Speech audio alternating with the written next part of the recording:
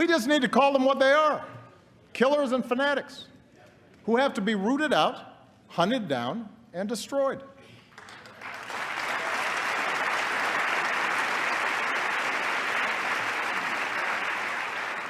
And that's exactly what we're doing.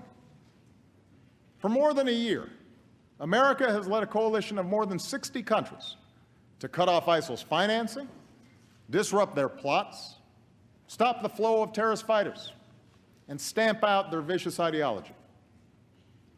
With nearly 10,000 airstrikes, we're taking out their leadership, their oil, their training camps, their weapons. We're training, arming, and supporting forces who are steadily reclaiming territory in Iraq and Syria.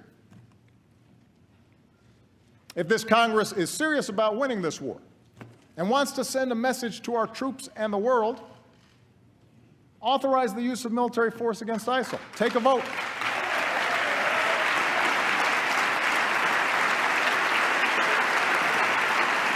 Take a vote.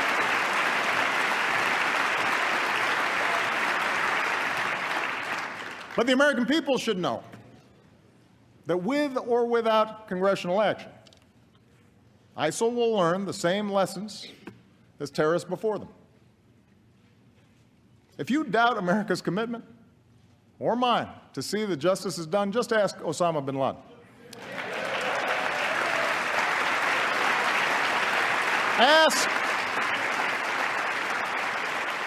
Ask the leader of al-Qaeda in Yemen, who was taken out last year, or the perpetrator of the Benghazi attacks, who sits in a prison cell. When you come after Americans, we go after you. And it may take time, but we have long memories, and our reach has no limits.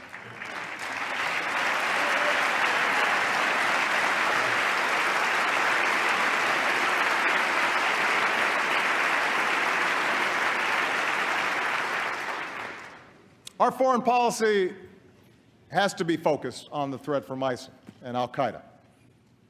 But it can't stop there. For even without ISIL, even without al-Qaeda, instability will continue for decades in many parts of the world. In the Middle East, in Afghanistan and parts of Pakistan, in parts of Central America and Africa and Asia.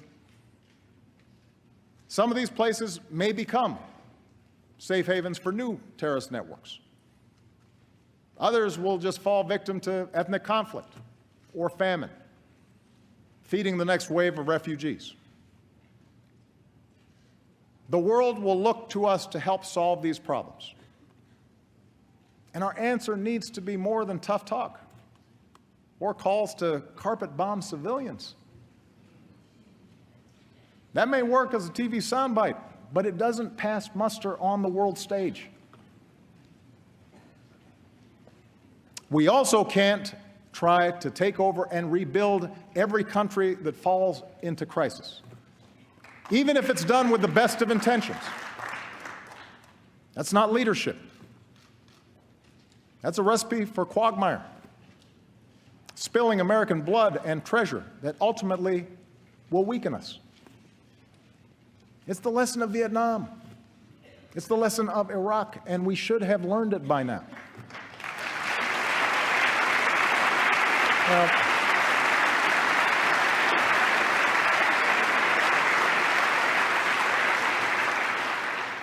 Fortunately, there is a smarter approach, a patient and disciplined strategy that uses every element of our national power.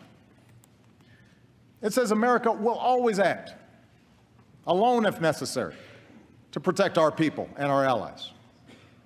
But on issues of global concern, we will mobilize the world to work with us and make sure other countries pull their own weight. That's our approach to conflicts like Syria, where we're partnering with local forces and leading international efforts to help that broken society pursue a lasting peace. That's why we built a global coalition with sanctions and principled diplomacy to prevent a nuclear-armed Iran. And as we speak, Iran has rolled back its nuclear program, shipped out its uranium stockpile, and the world has avoided another war.